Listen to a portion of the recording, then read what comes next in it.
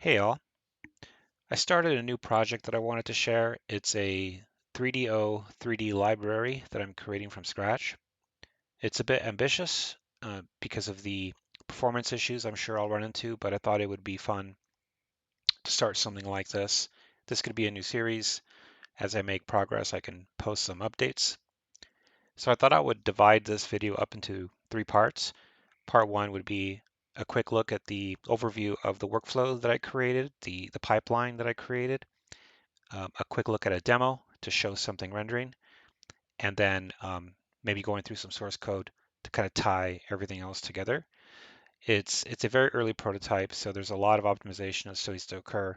There's a lot of code that needs to still be moved around, um, but it's enough to actually see something on the screen and verify that some of the nuts and bolts are working. So with that said, by the way, if you just want to skip ahead to the demo, feel free. This is a bit technical, but I'm sure some of you will enjoy some of the more technical talks on this. So this is just a quick, kind of UML diagram that I drafted up just to help me uh, look back eventually and be like, okay, yeah, that's what I did. I'll be updating this as I go. A lot of this is probably going to change, but generally, what I've implemented is like a state machine. There's a begin function that you call in my library at the start of each frame. And then next you would call these add mesh functions where you pass in your mesh objects. And that's something that my engine's going to take and prepare for drawing. I have some library functions that are not documented in here that you can call to create a mesh object. And then there are functions you can call, or a function you can call to add quads to a mesh object. So we'll be dealing with quads, not triangles. And that's just due to the cell engine.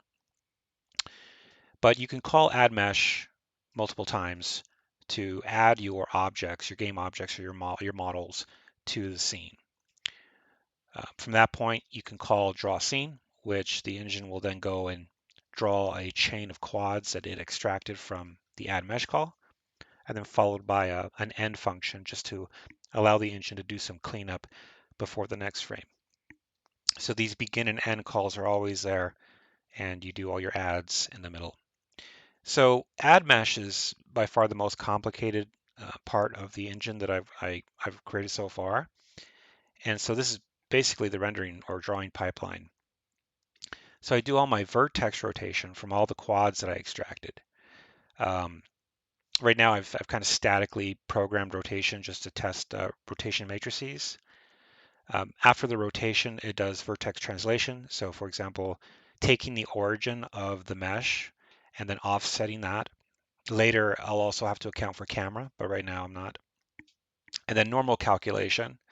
So a normal is basically a perpendicular vector to a plane, and it's useful for different things. Right now, my engine is just using the normal for determining if I should call a quad or not. So if it's facing away from the camera, for example, um, and you would be seeing the back face, I can call it. I can get rid of it before any other processing. And then this is where I do that backface calling logic. Then I check if the quad is visible. If the quad is visible, then I do the quad projection, which is multiplying it by the projection matrix. After I do this, I pretty much already have the screen coordinates for that quad. And then I add the quad to a list, or I attempt to here.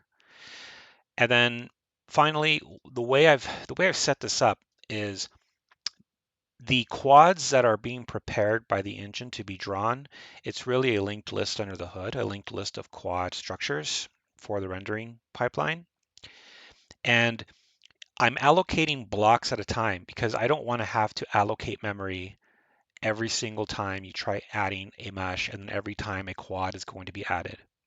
So I'd rather allocate chunks of memory to add quads in.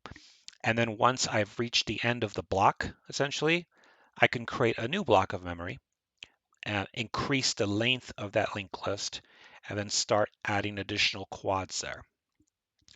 So what I'm thinking for now is I'm not going to delete that memory right away.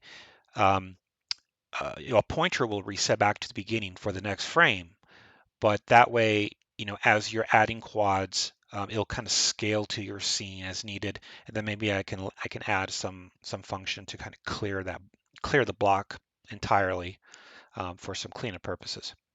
But ultimately, a quad is added to a linked list, and it's just sitting there. And the reason why I have this step instead of just drawing it right away, well, one reason is because later I have to sort it. Right now I'm not doing any sorting, so depending on how complex the mesh is that you created, you may have faces that are drawing in the wrong order.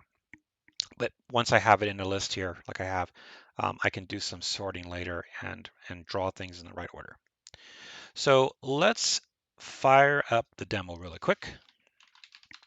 It's nothing too exciting, but it shows some of the nuts and bolts working.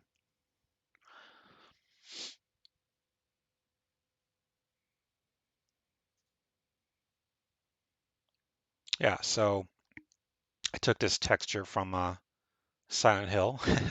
Big fan of Silent Hill. So there's a few things here that I'm drawing on the screen, and I just want to clarify kind of what this means. So let me first pause this a little bit. Okay, so right about here. Okay, so right off the bat, I'm not drawing this bottom face down here and this top face simply because the way I'm rotating it right now for testing purposes, you wouldn't see it anyway. So I'm only really rendering or drawing 4 faces for this cube, kind of going around this way. And so here, where it says quad slots available 10, right now my block size that I'm setting is 12 slots at a time for 12 quads at a time. I can always change that later. And so if you look up here where it says quads called versus rendered, there's two quads that were called, and that makes sense because the back faces of this block of this cube here is not visible by the camera. And I calculated that using the normal. And then two faces are being rendered. And since the block size is 12, I have 10 slots available for additional quads.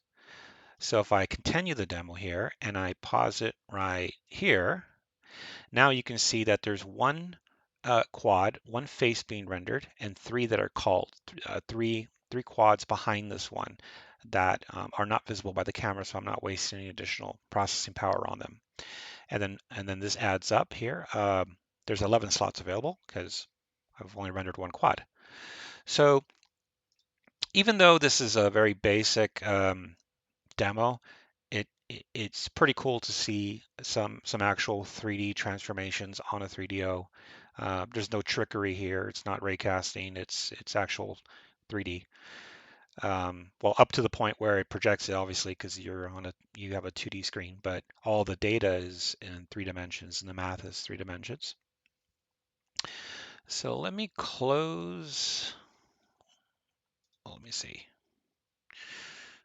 So here, just a quick look at some of the source code. So um, the initialization of what I'm calling Core 3D for now, which is the library name for now, um, just kind of sets up your field of view, some aspect ratio information, your far plane, the projection matrix, um, some data here for some linked lists that it creates. I mean, the idea is that if you're using this library, you wouldn't have to know how any of this works. You're just using the high level functions. So I've kind of hidden all that away in a separate file. Core 3D begin, which is that first call you have to make to kind of begin the frame like a state machine. Core 3D end. So what's nice about this is if you call it, there'll be more in here later, but for now, it will mark the very first quad slot to last cell. I should probably add a skip there. That way, if you, for whatever reason, on the next frame, there's nothing to draw, nothing will happen. Set camera position right now is just static. It's just setting an actual position, not rotation. I didn't find a normalized vector uh, function within the 3D library, so or 3DO library, so I just created one. I'll probably have to optimize this later, but I needed to do this for the normal. And then I didn't find a way to kind of zero out a matrix, which I think is helpful before you set it up. So I created a function to help with that. Create mesh, you give it an origin and it'll return back a pointer to a mesh type. You can call add mesh quad after that to add quads to your mesh, and you're basically passing in 4 vertices and the mesh itself. This helps me print out a 4x4 matrix. It was just helpful to make sure that I'm creating the matrices correctly, just for debugging purposes. Draw scene is pretty simple. It just draws cells, which is a 3DO library function, and it passes in the head of my linked list of quad nodes. So it draws everything in one shot. What I also did here is I added the option to pass in a cell for an overlay. So this cell could be linked to more cells, so that you can think of that like a HUD. That way I can consolidate everything into a single draw call. So if you want to draw some stuff on top of the scene, you can link that up yourself and then pass it in to draw scene, and it will go ahead and draw everything for you in one call. I ran some tests on hardware calling draw cells multiple times, and it's pretty detrimental. So ideally, you would only want to call this one time to draw everything. And these are just some utility functions. The most complex function that I still need to clean up a bit and break apart potentially is the add mesh call. So the add mesh call is where I'm throwing in a mesh, going through all of the quads, and then doing all the transformations. So this while node here, this is a loop through the linked list of quads on the mesh, where I take all the vertices, so 4 vertices for each quad. This is some static rotation stuff that I'm doing. Um, I know there's some repetition here, but some translation stuff that I'm doing. I'm calculating the normal, checking to see if it's visible. If it is, I do the final projection matrix calculation. And then this is very redundant, but I'm going to clean it up later, where I divide everything by the z-axis to finally get the screen coordinates of each vertex. And then I'm using a 3DO function called mapCell, which takes a collection of points. So at this point, these are screen coordinates, and then mapping them to a CCB or a cell. Each quad has one for the texture. And then finally push quad, which does this, where is it? Which is this part of my pipeline to add everything to that final linked list for drawing. So anyway, I know this is a lot, probably a bit more technical than some of my other videos, but I hope you find this interesting. I ran this on the 3DO, and it runs pretty well. It ran at 60, I guess fields per second, so 30 frames per second, I believe. But I did notice that the updating text, like the way I'm doing every frame, is very expensive on the hardware. So I believe on the hardware, if I were to render all this text every frame, and change the text, it drops by about 1 frame. But this is just for debugging on the PC anyway, so it's not like I would have this updating every single frame on hardware. But anyway, that is, I believe the call is update text and cell, which is a 3DO library function. And it can be expensive if you're calling it every frame. But anyway, I hope you enjoy this, and let me know what you think. If you'd like to see more videos of this engine evolving, and thank you for watching.